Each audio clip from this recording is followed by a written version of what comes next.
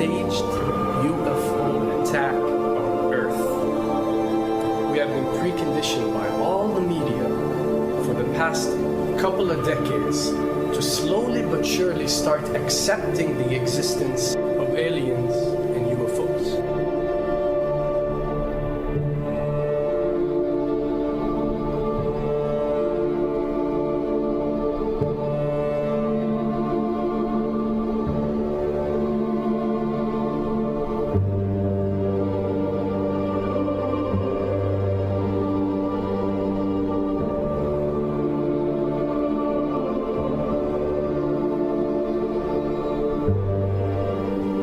I can tell you right now that 99% of every UFO sighting that has ever taken place has actually not been an unidentified flying object, because this has always been military technologies.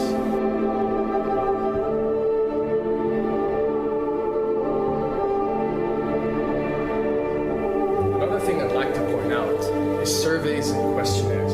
You know, we get surveys and questionnaires all the time, sent out by the state or by the government or by our rulers and our officials and so on and so forth. Do you really think that these ruling powers care about what you think? Do you really think that they're waiting to ask you and receive your answer before making a decision? What happens with these questionnaires is that they are released. For example, what country do you think the US should attack next? And if it yields back results like 70% of the US population believe Iran is the next country that should be attacked, this is actually a study conducted for the effectiveness of the media propaganda that they are using. So when they get such results, they look at it and they be like, all right, amazing. Our media propaganda is working. We are purposely trying to manipulate people to think that Iran should be the next one, and check out the survey results. We're doing a great job in propaganda. That's what it's all about. And if the results come back and they aren't up to par, so let's say 20% want war with Iran and 80% want actual peace, they say, okay, so now we have to go and rework our media propaganda and make it more effective so these percentages change. Why am I saying this? Because of the UFO phenomenon. Since the 60s, the amount of people who believe in extraterrestrials have skyrocketed, and they're only increasing day by day in our modern world. This only confirms the success and the plans that are taking place to first manipulate you to believe in UFOs, and second, to conduct a UFO attack that is going to force the whole world to unite to fight off this enemy and accept the New World Order. A former Canadian government official is warning we may be on the verge of intergalactic war, saying, quote, the Bush administration has finally agreed to let the military build a forward base on the moon, which will put them in a better position to keep track of the comings and goings of visitors from space, and to shoot at them if they so decide. I was introduced to the late Dr. Wernher von Braun in the U.S., the father of rocketry. In my first meeting with him, during that first 3.5 hours, he said to me, Carol, you will stop the weaponization of space, because there is a lie being told to everyone that the weaponization of space is now first being based upon the evil empire, the Russians. There are many enemies, he said, against whom we're going to build this space-based weapon system, the first of whom was the Russians, which was existing at that time. Then there would be terrorists. Then there would be third world countries. Now we call them rogue nations or nations of concern.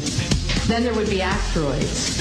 And then he would repeat to me over and over, and the last card, the last card, the last card would be the extraterrestrial threat. As a military strategist, as a person who worked on the MX missile, which I did later, he said, you will find that there is going to be a spin to find some enemy against whom we have to build space-based weapons, and now we should expect the spin. And that's the formula, except that it's all based on a lie. A supersonic saucer. Called the Silver Bug, it was truly revolutionary. The plans show in detail a multi-jet engine craft that boasted amazing maneuverability and speed. It's an intriguing thought that this concept may tie in with the work of the German scientists who brought saucer technology to the US at the close of the Second World War. What was needed were certain cover stories. What do you do when people are spotting aircraft and then telling reporters that they've seen something very unusual flying out of an airbase in Nevada? And frankly, this was the origin of a lot of the sightings that took place in the mid-50s, 1954, 55, 56, of unidentified flying objects, the UFOs. So the CIA was involved in encouraging people to believe that, yes, they saw UFOs, and the CIA and the military tried to be very helpful to reporters to get these stories out, to divert the attention of the country, and particularly the people in this region, about what they had actually seen. Mexican Air Force pilots capturing on videotape what are said to be 11, count them, 11 UFOs. The Mexican Air Force has released a video that some of you are going to find difficult to believe. A journalist says it shows images of UFOs tracking a Mexican military plane. So what's the truth about UFOs? The story of successive attempts to develop radically new forms of flight, conducted under the strictest secrecy, is inextricably bound up with our relationship with UFOs over the last 60 years. Whether it's Allied pilots buzzed by strange balls of fire in 1942, or the Roswell incident 5 years later, there is a strong case to be made that secret military technology offers a convincing explanation for many UFO stories.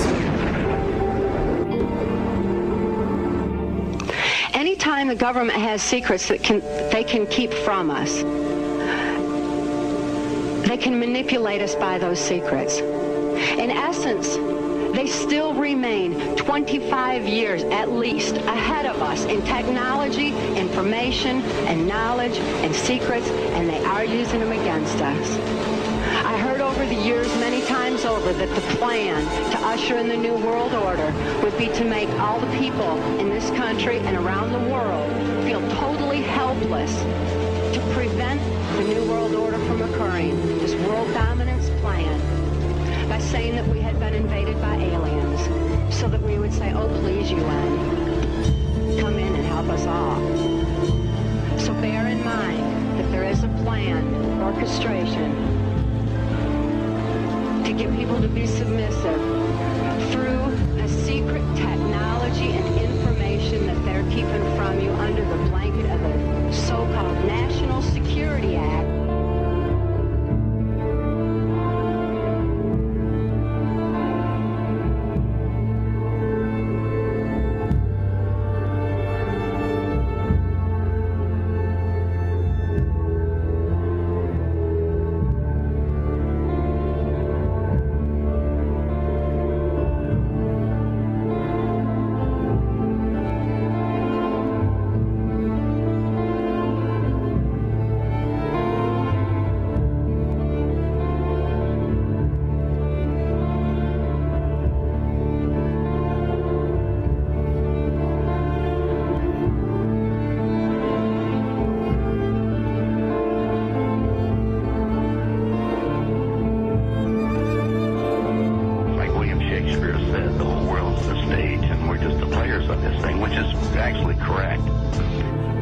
Perhaps we need some outside universal threat to make us recognize this common bound. I occasionally think how quickly our differences worldwide would vanish if we were facing an alien threat from outside this world.